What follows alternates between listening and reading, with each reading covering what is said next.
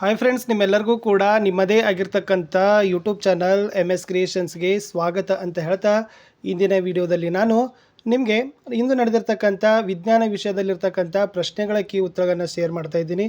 So ದಯಮಾಡಿ ಇದನ್ನು ನೋಡ್ಕೊಂಡೋಗಿ. ತುಂಬಾ ನಿಮಗೆ ಯಾರೆಲ್ಲ ಬರೆದಿದ್ದೀರಿ ಅನ್ನೋದನ್ನು ಕರೆಕ್ಟ್ ಎಷ್ಟಾಗಿದೆ ಅನ್ನೋದನ್ನು ಕೂಡ ನಿಮಗೆ ಗೊತ್ತಾಗ್ತದೆ. ಸೊ ಅದೇ ತನ್ನಾಗಿರ್ತಕ್ಕಂಥ ನಿಮ್ಮ ಸ್ಕೋರನ್ನು ಕಮೆಂಟ್ ಮಾಡಿ ಅಂತ ಹೇಳ್ತಾ ಈ ವಿಡಿಯೋನ ನಾನು ಪ್ರಾರಂಭಿಸ್ತೀನಿ. ವಿಡಿಯೋನ ಲೈಕ್, ಶೇರ್ ಮತ್ತು ಸಬ್ಸ್ಕ್ರೈಬ್ ಮಾಡೋದನ್ನು ಮಾತ್ರ ಮರೆಯದಿರಿ. ಸೊ ಹಾಗಾದರೆ ಇಂದು ನಡೆದಿರ್ತಕ್ಕಂಥ ಸೈನ್ಸ್ನ ಮುಖ್ಯವಾಗಿರ್ತಕ್ಕಂಥ ಕೀ ಆನ್ಸರ್ಸ್ಗಳನ್ನ ನೋಡ್ಕೊಂಡು ಬರೋಣ. ಫಸ್ಟ್ ಫಿಸಿಕ್ಸಲ್ಲಿ ಮೊದಲ ಪ್ರಶ್ನೆ ಕೇಳಿದ್ರು ಫ್ರೆಂಡ್ಸ್, ಒಂದು ಮಸೂರದ ಸಾಮರ್ಥ್ಯದ +2 ಡಯಾಪ್ಟರ್ ಆದರೆ ಸಂಗಮ ದೂರ ಕಂಡುಹಿಡಿಬೇಕಾಗಿತ್ತು. ಸೊ ಎ ಆಪ್ಷನ್ 0.5 ಮೀ ಅಂತಕ್ಕಂಥ ಯಾರು ಬರೆದಿದ್ದೀರಿ? Right answer. ಇನ್ನು ಎರಡನೇದು ಕೋಷ್ಟಕ ಕೊಟ್ಟಿದ್ರು, ಯಾವುದು ಅತ್ಯುತ್ತಮ ವಿದ್ಯುತ್ನ ವಾಹಕ ಅಂತ ಕೊಟ್ಟಿದ್ದಾರೆ. ಸೊ ಆಪ್ಷನ್ ಸಿ ಎಮ್ ಅಂತಕ್ಕಂಥದ್ದು ಕರೆಕ್ಟ್ ಇದೆ. ಪ್ರಶ್ನೆ 3, ವಿದ್ಯುತ್ ಮಂಡಲದ ಚಿಹ್ನೆ ಬರೀಬೇಕು. ರಿಯೋಸ್ಟಾಟ್, ಆಲ್ರೆಡಿ ಇಲ್ಲಿ ರಿಯೋಸ್ಟಾಟನ್ನು ತೋರಿಸಿದ್ದಾರೆ. ಲಾಸ್ಟ್ ಇದೆ ನೆಕ್ಸ್ಟ್, ಸೇರ್ಪಡೆ ಇಲ್ಲದೆ ದಾಟಿದ ತಂತಿ. ಇದು ಭಾಳ ಈಸಿಯಾಗಿರ್ತಕ್ಕಂಥದ್ದೇ ಪ್ರಶ್ನೆ ಇತ್ತು.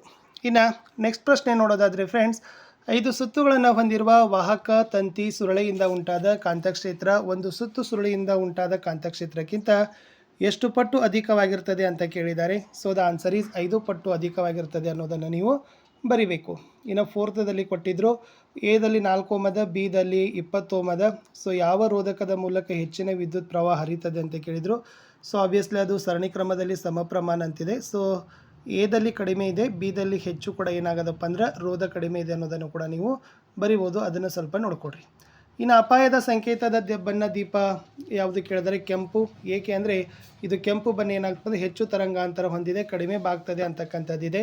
ಇದು ಕನಿಷ್ಠ ದೂರ ಚದರ್ತದೆ ಅನ್ನೋದನ್ನು ಕೂಡ ನೀವು ಏನು ಬರಿಬೋದು, ಪಾಯಿಂಟ್ಸಲ್ಲಿ ಬರಿಬೋದು. ಇನ್ನು ಫ್ಲೆಮಿಂಗನ ಎಡಗೈ ನಿಯಮವನ್ನು ನಿರೂಪಿಸಬೇಕು. ಎಡಗೈ ಹೆಬ್ಬೆರಳು, ತೋರು ಬೆರಳು, ಮಧ್ಯದ ಬೆರಳು ಪರಸ್ಪರ ಲಂಬವಾಗಿರುವಂತೆ ಹಿಡಿದಾಗ ತೋರು ಬೆರಳು ಕಾಂತಕ್ಷೇತ್ರದ ದಿಕ್ಕು, ಮಧ್ಯದ ಬೆರಳು ವಿದ್ಯುತ್ ಪ್ರವಾಹದ ದಿಕ್ಕು, ಹೆಬ್ಬೆರಳು ವಾಹಕದ ಮೇಲೆ ವರ್ತಿಸುವ ಚಲನೆಯ ಅಥವಾ ಬಲದ ದಿಕ್ಕನ್ನು ಸೂಚಿಸ್ತದೆ. ಇನ್ನು ನಮ್ಮ ದೇಶದಲ್ಲಿ ಉಂಟಾಗಿರ್ತಕ್ಕಂಥ ನಿಮಗೆ ಇದನ್ನು ಕೇಳಿದರು, ಯಾವುದಪ್ಪ ಅಂತಂದರೆ ಸಜೀವ ತಂತಿ ಮತ್ತು ತಟಸ್ಥ ತಂತಿಗಳ ನಡುವಿನ ಒಂದು ವಿಭವಾಂತರ ಕೇಳಿದ್ದಾರೆ. ಅದು ಎಷ್ಟು ಅಂತಕ್ಕಂಥದ್ದಿತ್ತು. ಎಸ್, ಸಜೀವ ತಂತಿ ಮತ್ತು ತಟಸ್ಥ ತಂತಿಗಳ ನಡುವಿನ ವಿಭವಾಂತರವನ್ನು ಕೇಳಿದರು. ಸೊ ಅದನ್ನು ನೀವು ಎಷ್ಟು ಬರಿಬೇಕಾಗಿತ್ತಪ್ಪ ಅಂದರೆ 220 ವೋಲ್ಟ್ ಅಂತ ಬರೆದ್ರೆ ಆಗ್ತದೆ. 8ನೇ ಪ್ರಶ್ನೆಯಲ್ಲಿ ಪ್ರಿಸ್ಬಯೋಫಿಯಾ ಅಂದರೆ ಏನು ಅಂತ ಕೇಳಿದ್ದಾರೆ. ಸೊ ಇದು ಬರಿಬೇಕು. ವಯಸ್ಸಾದಂತೆ ಕೆಲವರಲ್ಲಿ ಕಣ್ಣಿನ ಹೊಂದಾಣಿಕೆ ಸಾಮರ್ಥ್ಯ ಕಡಿಮೆ ಆಗ್ತದೆ. ಹತ್ತಿರದ ವಸ್ತುಗಳು ಆರಾಮದಾಯಕವಾಗಿ ಮತ್ತು ಸ್ಪಷ್ಟವಾಗಿ ಕನ್ನಡಕವಿಲ್ಲದೆ ನೋಡಲು ಸಾಧ್ಯವಿಲ್ಲ. ಇದನ್ನೇ ಪ್ರೆಸ್ಬಯೋಫಿಯಾ ಅಂತ ಕರಿತೀವಿ. ಇದನ್ನು ದ್ವಿಸಂಗಮ ಮಸೂರ ಬಳಸಿ ಏನು ಮಾಡ್ತಾರಪ್ಪ ಅಂದರೆ ಸರಿಪಡಿಸ್ತಾರೆ ಅಂತ ಬರೆದ್ರೆ ನಿಮ್ಮದು ಆನ್ಸರ್ ಕಂಪ್ಲೀಟ್ ಆಗ್ತದೆ. ಇನ್ನು ಸಮೀಪ ದೃಷ್ಟಿ ದೋಷ ಕೇಳಿದರು. ಸಮೀಪ ದೃಷ್ಟಿ ದೋಷ ಅಂದ್ರೆ ವ್ಯಕ್ತಿ ಸಮೀಪದ ವಸ್ತುಗಳನ್ನು ಸ್ಪಷ್ಟವಾಗಿ ನೋಡ್ತಾನೆ, ದೂರದ ವಸ್ತುಗಳನ್ನು ಸ್ಪಷ್ಟವಾಗಿ ನೋಡಲು ಸಾಧ್ಯವಲ್ಲದ ಕಣ್ಣಿನ ಸ್ಥಿತಿಯನ್ನೇ ನಾವು ಸಮೀಪ ದೃಷ್ಟಿ ಅಂತ ಕರಿತೀವಿ. ಸೊ ಇದಕ್ಕೆ ಮುಖ್ಯವಾಗಿರ್ತಕ್ಕಂಥ ಕಾರಣ ಏನಪ್ಪ ಅಂದರೆ ಕಣ್ಣಿನ ಮಸೂರದ ವಿಪರೀತ ವಕ್ರತೆ, ಕಣ್ಣುಗುಡ್ಡೆ ಸಹಜ ಸ್ಥಿತಿಗಿಂತ ಉದ್ದ, ಸೂಕ್ತ ಸಾಮರ್ಥ್ಯ ಹೊಂದಿದ ನಿಮ್ನ ಮಸೂರವನ್ನು ಉಪಯೋಗಿಸಿ ನಾವು ಸಮೀಪ ದೃಷ್ಟಿ ದೋಷವನ್ನು ಪರಿಹರಿಸ್ಬೋದು ಅಂತ ಬರೆದ್ರೆ ನಿಮ್ಮ ಆನ್ಸರ್ ಏನಾಗ್ತದಪ್ಪ ಅಂದರೆ ಕಂಪ್ಲೀಟ್ ಆಗ್ತದೆ.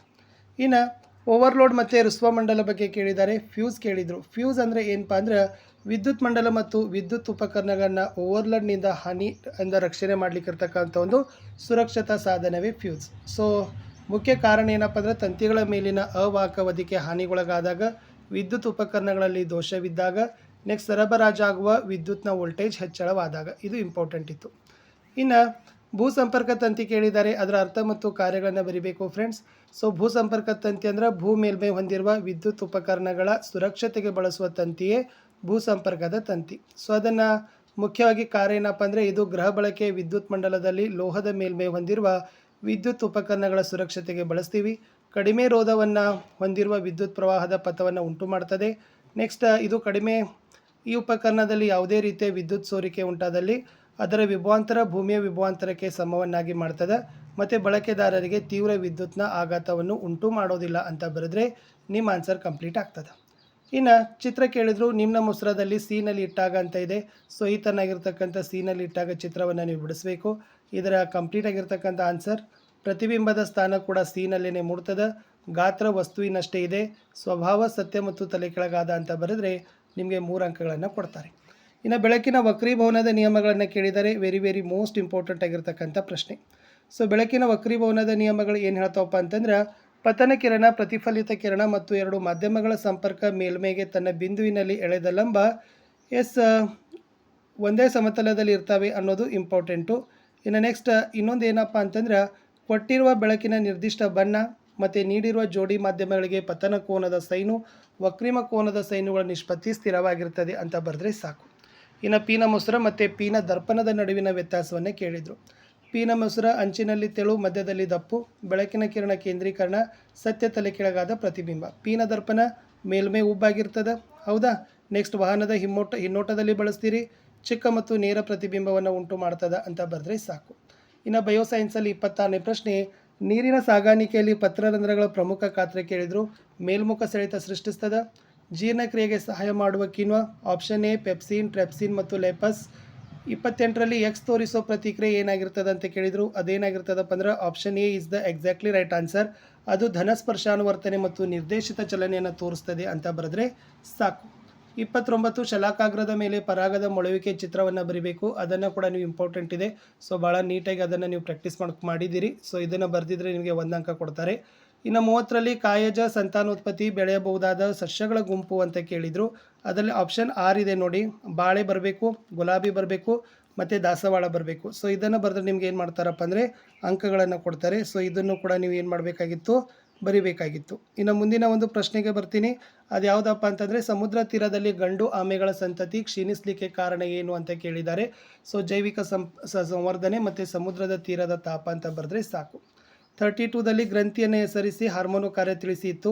ಸೊ ಇನ್ಸುಲಿನ್, ಮೇದೋಜೀರಕ ಗ್ರಂಥಿ, ರಕ್ತದಲ್ಲಿನ ಸಕ್ಕರೆ ಮಟ್ಟ ನಿಯಂತ್ರಣ, ಥೈರಾಕ್ಸಿನ್, ಥೈರಾಯ್ಡ್ ಗ್ರಂಥಿ, ಚಯಾಪಚಯ ಕ್ರಿಯೆಯ ನಿಯಂತ್ರಣ. ಕಾಂಡದ ಬೆಳವಣಿಗೆಗೆ ಸಹಾಯಕವಾಗುವ ಹಾರ್ಮೋನು ಆಕ್ಸಿನ್ ಮತ್ತು ಜಿಬ್ಬರ್ಲಿನ್. ಇನ್ನು ಬೆಳವಣಿಗೆ ನಿಲ್ಲಿಸುವ ಹಾರ್ಮೋನು ಆಬಿಸಿಕ್ ಆಮ್ಲ. ಇನ್ನು ಮಾನವ ಮತ್ತು ಮೀನುಗಳಲ್ಲಿ ಉಸಿರಾಟದ ದರ ಯಾವುದರಲ್ಲಿ ಹೆಚ್ಚು ಅಂತ ಕೇಳಿದರು. ಸೊ ಮೀನುಗಳಲ್ಲಿ, ಬಿಕಾಸ್ ನೀರಿನಲ್ಲಿ ಆಮ್ಲಜನಕ ಕಡಿಮೆ ಇರೋದ್ರಿಂದ ಹೆಚ್ಚು ಉಸಿರಾಟವನ್ನು ಮಾಡೋ ಸಲುವಾಗಿ ಮೀನಿನಲ್ಲಿ ಉಸಿರಾಟದ ದರ ಹೆಚ್ಚೇ ಇರ್ತದೆ. ಇನ್ನು ಮಾನವನ ಮೆದುಳಿನಲ್ಲಿ ಮಹಾಮಸ್ತಿಷ್ಕ, ಐಚ್ಛಿಕ ಕ್ರಿಯೆ, ಚಿಂತನೆ, ಬುದ್ಧಿ ಮತ್ತು ಸ್ಮರಣೆ. ಅನುಮಸ್ತಿಷ್ಕ, ದೇಹ ಸಮತೋಲನ, ದೇಹದ ಚಲನೆಯ ನಿಯಂತ್ರಣ. ಮೆಡುಲಾ, ಉಸಿರಾಟ, ರಕ್ತದ ಒತ್ತಡ ಮತ್ತು ಹೃದಯದ ಬಡಿತದ ನಿಯಂತ್ರಣ ಅಂತ ಬರೆದ್ರೆ ಆನ್ಸರ್ ಕಂಪ್ಲೀಟ್ ಆಗ್ತದೆ. ಇನ್ನು ನೆಕ್ಸ್ಟ್ ವ್ಯಾಖ್ಯೆಗಳನ್ನು ಕೊಡಬೇಕು, ಡೆಫಿನೇಷನ್ಸು. ಆಹಾರ ಸರಪಳಿ, ಪೋಷಣಾ ಸ್ತರದಲ್ಲಿ ಒಂದು ಸ್ತರದಿಂದ ಮತ್ತೊಂದು ಸ್ತರಕ್ಕೆ ಆಹಾರ ಶಕ್ತಿ ವರ್ಗಾವಣೆ ಆಹಾರ ಸರಪಳಿ. ಜೈವಿಕ ಸಂವರ್ಧನೆ, ಪರಿಸರ ವ್ಯವಸ್ಥೆಯ ವಿವಿಧ ಹಂತಗಳಲ್ಲಿ ಪೋಷಣಾ ಸ್ತರಗಳಲ್ಲಿ ಹಾನಿಕಾರಕ ರಾಸಾಯನಿಕಗಳು ವರ್ಧನೆಯಾಗೋ ಕ್ರಿಯೆ. ಓಝೋನ್ ಪದರದ ಪ್ರಾಮುಖ್ಯತೆ, ಇದು ಸೌರ ಬೆಳಕಿನಿಂದ ಬರುವ ಹಾನಿಕಾರಕ ನೆರಳಾತೀತ ವಿಕಿರಣದಿಂದ ಭೂಮಿಯ ಮೇಲ್ಮೈ ರಕ್ಷಣೆ ಮಾಡ್ತದೆ ಅಂತ ಬರೆದ್ರೆ ಸಾಕು. ಇನ್ನು ಜೈವಿಕ ವಿಘಟನೆಯ ವಸ್ತು ಕೇಳಿದರು. ಇದರ ಅರ್ಥ ಜೈವಿಕ ಕ್ರಿಯೆಯಿಂದ ವಿಭಜಿಸಲ್ಪಡುವ ವಸ್ತು. ಆಮೇಲೆ ವಿಘಟಕಗಳು ಬ್ಯಾಕ್ಟೀರಿಯಾ ಮತ್ತು ಶಿಲೀಂಧ್ರ. ಆಮೇಲೆ ಓಝೋನ್ ಪದರದ ಕಾರಣಕ್ಕೆ ಅಂದ್ರೆ ನಾಶಕ್ಕೆ ಕಾರಣ ಆಗಿರ್ತಕ್ಕಂಥದ್ದು ಯಾವುದು ಕೇಳಿದರೆ CFC, ಅದನ್ನೇ ಕ್ಲೋರೋಫ್ಲೋರೋ ಕಾರ್ಬನ್ ಅಂತ ಬರೆದ್ರೆ ಆನ್ಸರ್ ಕಂಪ್ಲೀಟ್ ಆಗ್ತದೆ. ನೆಕ್ಸ್ಟ್ F2 ಪೀಳಿಗೆ ಚಕ್ಕರ್ ಬೋರ್ಡ್ ತೆಗಿಬೇಕು.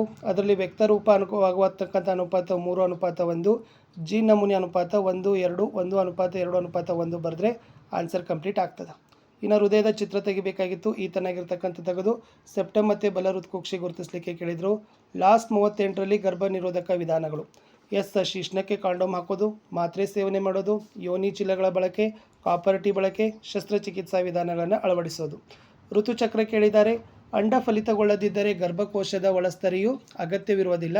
ಗರ್ಭಕೋಶದ ಒಳಸ್ತರಿ ನಿಧಾನವಾಗಿ ಬಿರುಕು ಬಿಟ್ಟು ರಕ್ತ ಮತ್ತು ಲೊಳೆಯ ರೂಪದಲ್ಲಿ ಯೋನಿಯಿಂದ ಹೊರಬರ್ತದೆ. ಇದನ್ನೇ ಋತುಚಕ್ರ ಅಂತ ಕರೀತಾರೆ. ಈ ಋತುಚಕ್ರ ಪ್ರತಿ ತಿಂಗಳು ನಡೀತದೆ. ಸಾಮಾನ್ಯವಾಗಿ 2 ರಿಂದ 8 ದಿನ ಒಳಗಡೆ ನಡೀತದೆ. ಲಾಸ್ಟ್ ಸ್ವಕೀಯ ಮತ್ತು ಪರಕೀಯ ಪರಾಗಸ್ಪರ್ಶದ ವ್ಯತ್ಯಾಸ ಕೇಳಿದರು. ಸೊ ಇಷ್ಟು ನೀವು ನೀಟಾಗಿ ಬರೆದ್ರೆ ನಿಮಗೆ ಫುಲ್ ಮಾರ್ಕ್ಸನ್ನು ಕೊಡ್ತಿದ್ರು.